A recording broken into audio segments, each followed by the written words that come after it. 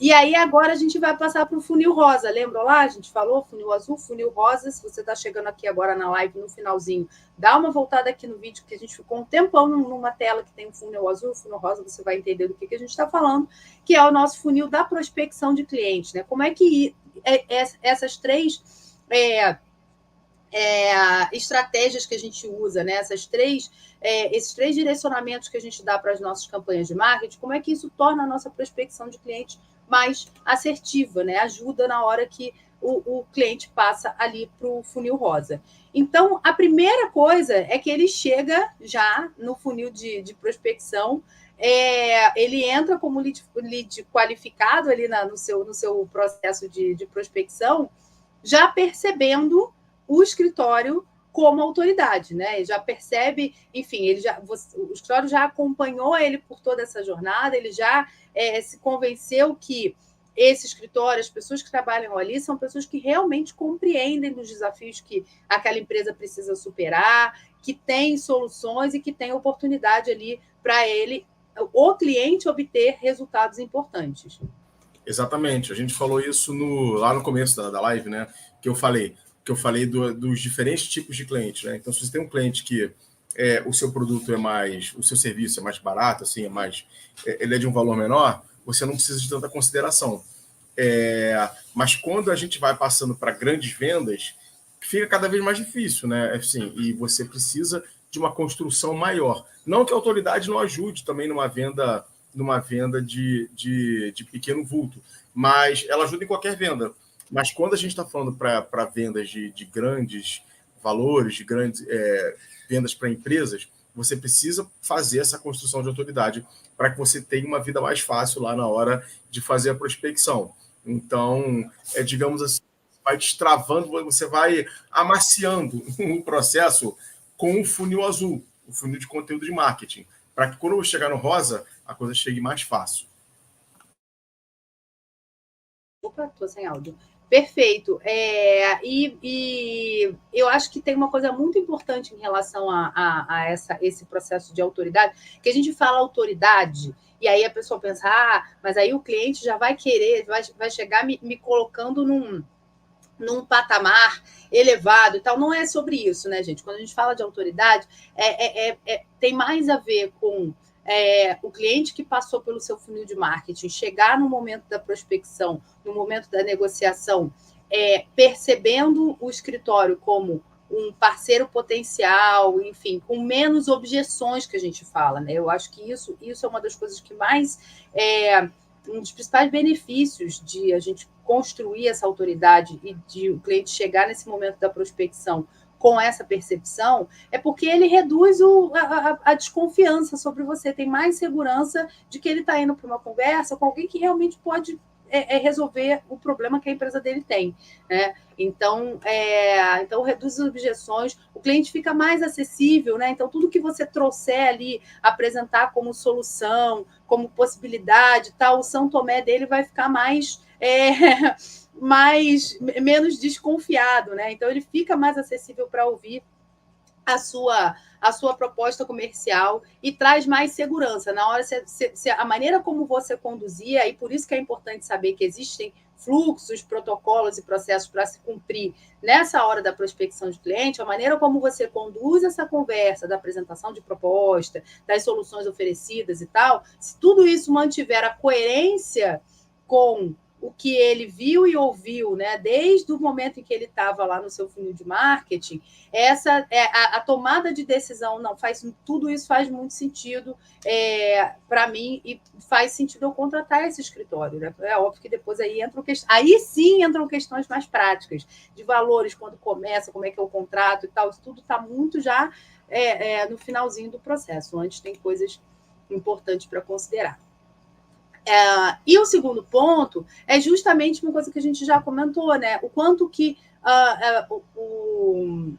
as campanhas de marketing mais eficientes, mais focada na perspectiva do cliente, ela qualifica esse lead, né? Isso aqui eu trouxe uma linguagem técnica do marketing de propósito, que é para vocês, assim, quando a gente fala em qualificar lead, é o quê? É fazer o seu cliente ter mais entendimento e consciência sobre qual é o problema que ele tem e questões relacionadas a esse problema que o seu escritório pode resolver, né? Quando a gente comentou lá de escritórios que já trouxeram para a gente a dificuldade de ter feito algum tipo de ação, algum tipo de campanha de marketing que ia direto ali para o fundo do funil, né? Então, um escritório que tem uma solução complexa para um problema complexo de empresas, faz um tipo de ação de marketing que normalmente é utilizado para mercados que atendem problemas mais simples, por exemplo, o varejo, ou seja, né, um escritório desse perfil empresarial que coloca lá um botão de WhatsApp sem construir essa autoridade antes, sem construir esse relacionamento através do conteúdo, é mais propício a receber leads desqualificados, que é o contrário do que a gente está colocando aqui. Ou seja, é a pessoa que acha que sabe qual que é o problema, né? E olhou alguma coisa no site do escritório, acho que esse escritório pode me ajudar, deixa eu mandar um WhatsApp aqui para ver. E aí você fica num desgaste naquela conversa, e aí quando você vai entender, você fala, não, mas a gente nem faz isso, ou essa pessoa nem tem um perfil do meu cliente, né? Então o conteúdo ajuda, né? Aquele conteúdo de marketing, o funil azul, ajuda a fazer com que a pessoa, se no meio do caminho ela perceber que o tipo de serviço que o seu escritório presta, ou o tipo de problema que ela tem, não tem aderência com o seu serviço, ela mesma vai fazer aquilo que o Rafael falou, né? O escape do funil. E esse tipo de lead a gente quer que escape mesmo, porque está tudo bem, né? Vão ter muitos outros qualificados e que vão passar por esse processo do funil de marketing, compreendendo essa relação do problema e solução. E isso nivela as expectativas que o cliente tem na hora de uma reunião, na hora de ouvir as propostas, as soluções que o escritório pode oferecer, né? E nivela, assim, para cima ou para baixo, né? Dependendo da sua... do nível de autoridade que você construiu, às vezes ele vai, assim, você tem realmente pessoas, profissionais muito especializados, capazes de entregar soluções inovadoras, soluções que atendem aquele cliente, e muitas vezes ele ainda não tinha essa percepção, foi construindo isso nas suas campanhas de marketing e já chegou lá e falou, não, tenho certeza, né? Nivela ali a expectativa, tenho certeza que esse escritório pode me ajudar. E é claro, gente, que isso facilita a negociação, porque você não precisa o tempo todo ficar conduzindo na conversa, porque a conversa de prospecção, gente, reunião de prospecção, é para a gente falar de solução para um problema que o cliente já entendeu que tem, né? Se ele ainda não entendeu os aspectos daquele problema, não tem consciência plena de várias questões que envolvem aquele problema, o ideal era que ele tivesse passado pelo seu funil de marketing antes, né? Porque é lá no conteúdo que ele vai entender. Quando isso acontece, esse fluxo acontece de maneira contínua, ele já chega ali na negociação para ouvir e entender sobre as suas soluções. Você não precisa ficar o tempo todo falando, não, mas é que isso aqui que você está me trazendo, e aí você vai ensinar ele, explicar, debater sobre o problema na hora que você tinha que estar falando de proposta comercial, né? Então, facilita muito, muito, muito a negociação, a gente consegue ter conversas mais objetivas. É isso, Rafael? O Rafael é quem vive isso na prática aqui na Tá Ligado, vai poder falar sobre como é que isso acontece. Exato. Eu ia complementar dizendo que uma dica que eu trago, que eu gosto de fazer, é uma reunião prévia, que é basicamente uma conversa para você entender justamente o que a pessoa está precisando. Então, antes de fazer a apresentação de proposta, vou até deixar uma dica aqui. Você marca uma reunião, marca um call, não precisa ser por vídeo, pode ser por vídeo se a pessoa preferir, mas pode ser tão simples quanto um telefone, para que você entenda o que ela realmente precisa, porque às vezes numa mensagem de WhatsApp, no e-mail, ela não consegue, estou precisando disso. Quando você vai fazer essa conversa, é que você entende a real necessidade dela. E aí você passa por essa etapa de qualificação, por quê? Você vai perguntando coisas para ela que façam sentido ou que não façam, enfim. Você vai entendendo a situação dela, ela vai te contando a situação, ela vai te contextualizando do que ela precisa, até que chegue no momento em que você fala, não, tudo bem, entendi bem, vou conseguir modular para você uma solução. E aí você consegue chegar no melhor modelo possível, e a pessoa também já fica mais madura a partir dessa conversa, porque naquela conversa tem muita troca, então ela vai te contar coisas, você vai devolver explicações, e naturalmente você qualifica. Essa qualificação também acontece na parte anterior de marketing com conteúdo, mas como a gente está falando da parte de prospecção, uma boa forma de qualificar esse lead e ter reuniões mais assertivas é justamente uma entrevista prévia a uma apresentação. Fica a dica aí. Eu uso muito e recomendo bastante, acho que facilita muito a vida para ambos os lados. Dica prática aí, dica mão na massa de quem, né, tá com isso, com a mão no pulso aí da prospecção de clientes, que é Rafael. Bom, e por fim, gente, esse exercício, né, de fazer o planejamento estratégico, ter as estratégias de marketing bem traçadas e fazer com que as campanhas de marketing sejam mais eficientes, ele vai também trazer um benefício lá na fase de follow-up das propostas comerciais. Esse ponto, olha, vou deixar aqui mais uma vez um convite. Se você quiser que a gente fale sobre follow-up de proposta de honorários, dá para a gente fazer uma conversa inteira, porque o quanto isso aparece de pergunta, né, Rafael? Toda semana a gente conversa sobre isso com algum cliente, com algum potencial cliente, algum escritório, porque a gente sabe que, principalmente no mercado jurídico, onde as relações são mais, como é que eu vou dizer, às vezes um pouco mais cerimoniosas entre o cliente, o potencial cliente, para escritórios que prestam serviço para a empresa, é chato, gente, ficar fazendo aquele follow-up do... E aí, você conseguiu ver a proposta? Quando você acha que vai ter uma conversa, não sei o quê, tem escritórios e pessoas em escritórios de advocacia que fazem isso, e está tudo bem também fazer isso, mas, no geral, assim, de 9 entre 10 advogadas com quem eu converso, que são responsáveis, que estão ali fazendo a prospecção de clientes para os escritórios, reclamam de ter que fazer esse follow-up tradicional. Falam, cara, é chato, eu me sinto cobrando a pessoa. Enfim, tem uma outra forma de fazer esse follow-up, né, que é justamente usando aquele conteúdo que você produziu lá para o seu funil de marketing e o que você continua produzindo, porque agora você está produzindo com cobertura, com conteúdo certo e com cadência. E aí, fazendo isso, nessa sua cadência de produção de conteúdos assertivos, pode ser que chegue um momento que você fale, poxa, esse conteúdo novo aqui que o escritório produziu tem alguma relação com a conversa que eu tive de prospecção com uma pessoa que nunca mais me respondeu a proposta. E você usa isso de gancho para abordar a pessoa, para retomar um relacionamento, né? Faz ali um follow-up, mas aí vamos para o segundo ponto, com uma coisa que a gente gosta muito, que é o gatilho mental do desapego, né? Gatilho mental, enfim, tem uma série de gatilhos mentais, mas é importante, porque também fica parecendo oportunista se você viu um conteúdo que tem relação com uma proposta de serviço que o escritório fez. Aí abordou a pessoa, mandou o conteúdo, e depois que a pessoa te agradece, você fala, mas e aí aquela proposta? Fica parecendo oportunista, né, gente? Então, assim, manda o conteúdo, retoma esse contato. Se a pessoa tiver no momento ideal, às vezes a proposta não é pela pessoa que conversou com você, é porque, enfim, dentro de uma empresa, 5, 6 pessoas precisam participar dessa tomada de decisão muitas vezes, né? E às vezes a proposta está parada numa outra pessoa, a própria pessoa também às vezes está constrangida de não ter te dado o retorno, e essa abordagem com conteúdo vira um diálogo, uma conversa e uma maneira de você se manter presente de forma agradável e relevante, sem a pessoa esquecer de você. De repente, ela vai lá na listinha de tarefa dela que perguntar lá para o CFO se ele tinha visto a proposta, qual era a opinião dele e tal. De repente, estava lá no finalzinho da lista dela, ela vai passar pelo CFO no corredor da empresa e vai falar, então, aquela proposta daquele escritório, porque você reavivou ali a memória dela, né? Então, é uma maneira de fazer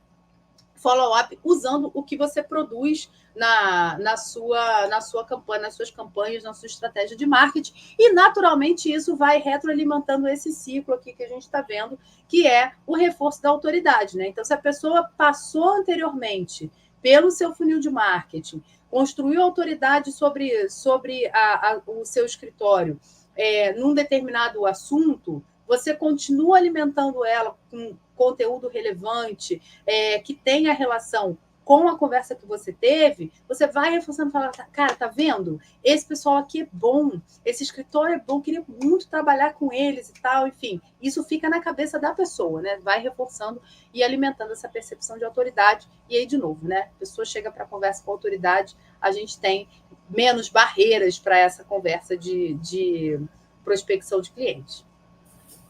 Eu costumo falar que eu sou frontalmente contra o follow-up chato, né? De você ficar ligando e oi, eu consegui ver a proposta, tá tudo certo. Eu acho que follow-up assim é mais quando a coisa já está acertada e você vai lembrar a pessoa de detalhes da operação, do tipo, preciso que você me envie um documento, preciso que me envie alguma coisa. Agora, depois que você faz a apresentação e vê uma proposta, ficar ligando ou ficar mandando WhatsApp, e-mail, oi, conseguiu ver, oi, nananã. Às vezes joga até um gatilho da escassez, assim, que não é muito de escritório, mas alguns vendedores usam do tipo, essa proposta só vale até semana que vem. Cara, se a pessoa gostou ou não gostou, ela vai te responder. E aí, o follow-up com conteúdo eu acho maravilhoso, porque você não perturba a pessoa, você não vira aquele vendedor chato que fica no pé, e você nem... Eu acho até um pouco, às vezes, eu não sei se eu vou usar bem essa palavra, mas acho um pouco humilhante, sabe? Assim, você ficar mandando follow-up e pedindo para a pessoa... Sabe, alguém vai mesmo contratar um serviço muito caro porque você mandou uma mensagem para convencer a pessoa de que aquilo, ou implorando para que, sabe, eu acho que não vai rolar. Então, fica um bom gatilho, assim, do desapego, você fazer a apresentação, fazer a proposta, manda por e-mail. O máximo que você pode fazer, para mim, dica, é falar assim, recebeu a proposta, chegou no seu e-mail, isso é importante. Beleza? Chegou? Tá ótimo. Não manda mais nada. Deixa a pessoa te procurar. O que você vai mandar é conteúdo, que aí sim, conteúdo de valor, que a pessoa fala, pô, legal, esse conteúdo acontece o que a Mari falou, alguém vai receber aquele e-mail que não necessariamente o decisor, e aí vai ler e vai falar, pô, lembrou daquela empresa, pô, olha que legal, convida ele para um evento, fala, pô, você lembra daquele escritório que a gente conversou? Eu estou fazendo um evento bacana sobre isso, olha que tema legal que eles vão apresentar, vamos lá ver. E aí você continua essa relação, aí vira um follow-up inteligente, bacana e atraente, sabe, atrativo. E não aquela coisa do tipo, viu uma proposta, e aí, vamos fechar? Tem previsão? Você acha que até que dia consegue dar uma resposta? Cara, insuportável. Se ele quer te dar a resposta, ele vai te dar, fica tranquilo. Então, assim, às vezes parece meio duro falando isso, mas é que realmente eu acho que não tem efetividade esse follow-up clássico, assim, do tipo, ficar perguntando se vai rolar, se não vai rolar. A pessoa vai te rolar. Não tem, assim, eu acho, assim, não tem, a gente não vê efetividade consistente para esse tipo de negociação, né? Como eu falei, serviços complexos, soluções complexas, as decisões também são complexas, né? Então, de fato, não é uma coisa que a pessoa, assim, de repente, para a pessoa que participou da reunião e tal, fez todo sentido, mas essa decisão é mais complexa do que só a pessoa receber o seu e-mail, validar a proposta e falar, me dá o contrato aí. Né? A decisão também é complexa e a gente precisa ter esse entendimento sobre o outro lado, né? E aí você estava falando, assim, eu estava rindo aqui mentalmente, me lembrando do quanto a gente tem visto, principalmente em tempos de inteligência artificial, assim, tantos prompts para você usar no chat GPT para fazer o seu follow-up com assertividade.